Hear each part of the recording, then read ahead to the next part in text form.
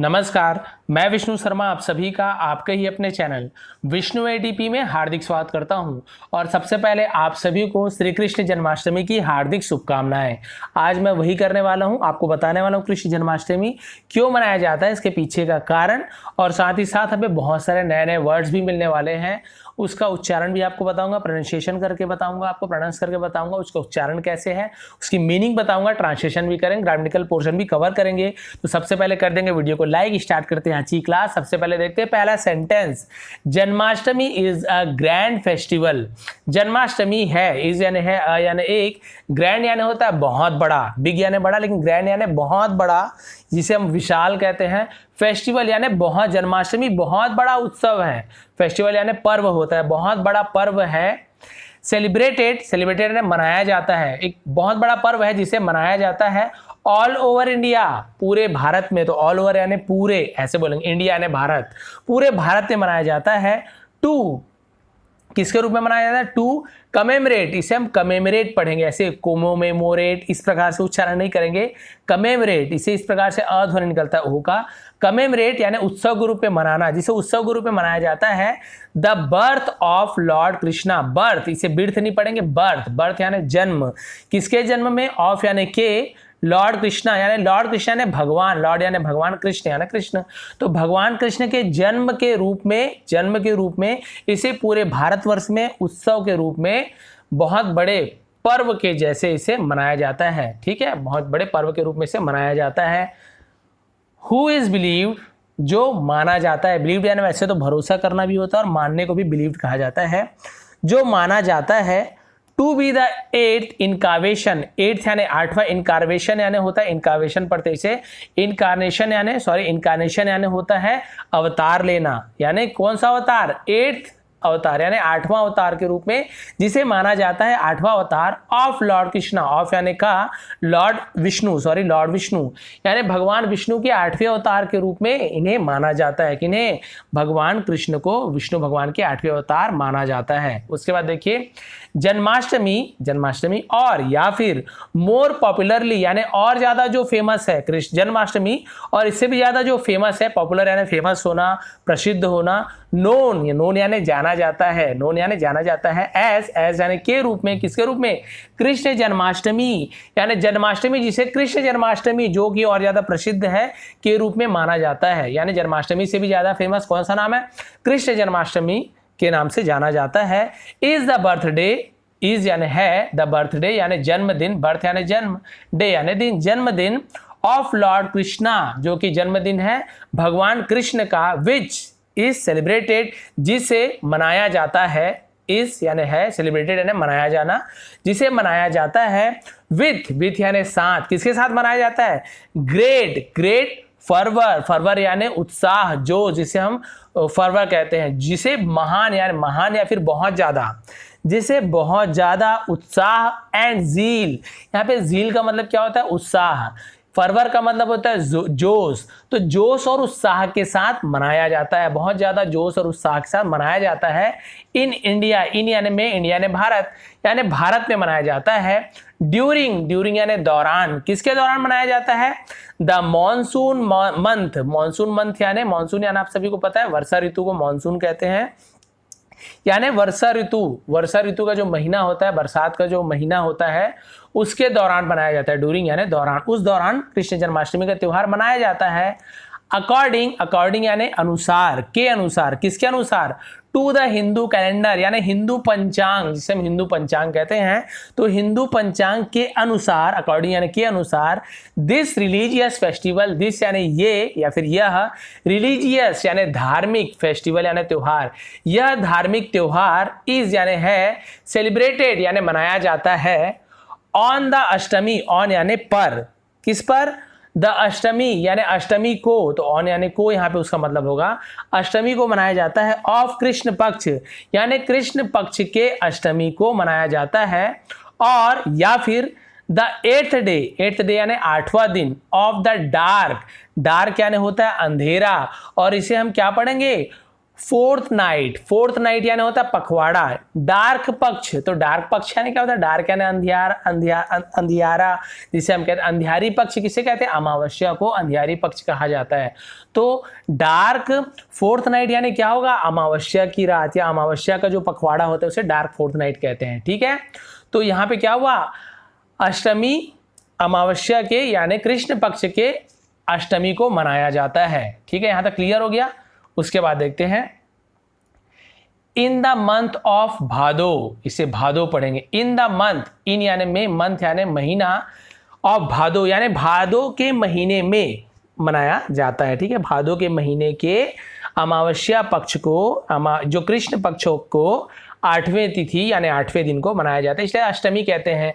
अब हम लोग यहाँ पे क्या करते हैं? फर्स्ट सेकंड ऐसे बोलते हैं ना, तो जो संस्कृत होता है और हमारे पंचांग के जो हमारे लैंग्वेज है वहाँ पे प्रथमा द्वितीया, प्रथम द्वितीय तृतीय, या फिर तृतीया चतुर्थी पंचमी षष्ठी सप्तमी अष्टमी नवमी दसवीं एकादशी द्वादशी त्रयोदशी चतुर्दशी और फिर पूर्णिमा या फिर अमावस्या, इस प्रकार से हम इसे बोला जाता है, ऐसे हम गिनते हैं। ठीक है, तो यहाँ पे क्लियर हो गया, यहाँ तक क्लियर। भादो महीना के 8वां ये क्लियर हो गया। फिर देखते हैं श्री कृष्ण इज कंसीडरेट, यहाँ पे हो गया कंसीडर्ड, यहाँ पे क्या होगा? Shri Krishna is considered as the one of the most powerful human. Shri Krishna है, कंसीडर्ड यानी होता है आपका, कंसीडर्ड का मतलब माना जाता है। श्री कृष्ण को माना जाता है एज यानी के रूप में। किसके रूप में माना जाता है? The one of the most powerful human.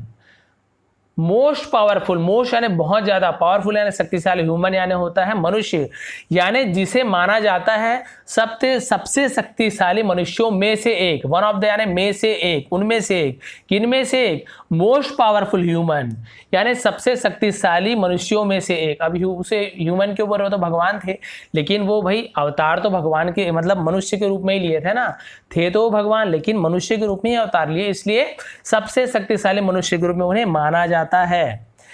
Incarnation यानी वही अवतार, ऑफ द लॉर्ड विष्णु यानी भगवान विष्णु के अवतार। ठीक है, जो कि कौन है? भगवान विष्णु के अवतार हैं, जो कि सबसे शक्तिशाली मनुष्य के रूप में माने जाते हैं। फिर देखिए ही वॉज बॉर्न, उनका जन्म हुआ। ही वॉज यानी ही यानी वैसे तो वह होता है, वह जन्म हुआ था, ऐसे तो नहीं बोलेंगे, तो उनका जन्म हुआ था अराउंड यानी आसपास। किसके आसपास?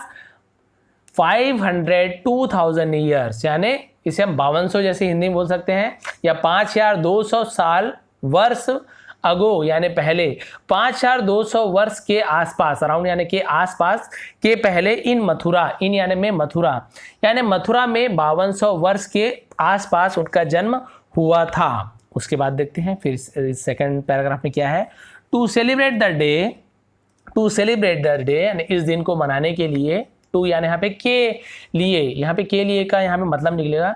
टू सेलिब्रेट द डे, इस दिन को मनाने के लिए, कृष्णा टेम्पल यानी कृष्ण के जो मंदिर हैं, टेम्पल्स यानी मंदिरों, एक से ज्यादा मंदिरों में, आर डेकोरेटेड, आर यानी है, डेकोरेटेड यानी सजाए जाते हैं, आर डेकोरेटेड यानी कृष्ण जी के मंदिरों को सजाए जाते हैं। और यहाँ पे आपका लिखा हुआ है, यहाँ पे आप देखेंगे प्रेसिजन, इसे हम प्रेसिजन पढ़ेंगे, प्रोसेजन ऐसे नहीं पढ़ेंगे, प्रेसिजन ऐसे पढ़ते हैं।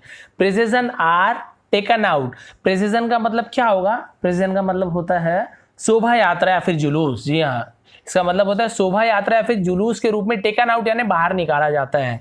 तो मंदिरों में मंदिरों को सजाया जाता है, शोभा यात्रा या फिर जिसे आप जुलूस भी कहते हैं उर्दू भाषी लोग, तो उनका जुलूस या फिर हम तो शोभा यात्रा ही कहेंगे, शोभा यात्रा उनका निकाला जाता है और मंदिरों को सजाया जाता है। वाइल यानी उस दौरान या फिर जबकि, रिलीजियस साइट यानी होता है जो धार्मिक स्थल, रिलीजियस साइट यानी क्या होगा? धार्मिक स्थल, जबकि धार्मिक स्थलों को क्या किया? Dedicated to the blue god, dedicated यानी समर्पित यानी जो धार्मिक स्थल समर्पित हो जाते हैं to the blue god, blue यानी नीले भगवान। अब नीले भगवान क्यों बोलते हैं, श्याम रंग बोलते हैं ना, श्याम रंग, श्याम यानी सांवला होता है, लेकिन उसे ब्लू गॉड के रूप में यानी हल्का श्याम रंग को नीले रूप में आपको भगवान को दिखाते हैं, कृष्ण भगवान को नीला दिखाया जाता है हल्का, तो उसे नीला भगवान कहते हैं। तो वही है श्याम रंग नीला, जिसे हम वैसे तो सांवला कहते हैं, लेकिन यहाँ पे ब्लू गॉड बोला गया है। नीले भगवान के रूप में समर्पित कर दिया जाता है, उनके लिए समर्पित कर दिया जाता है। सी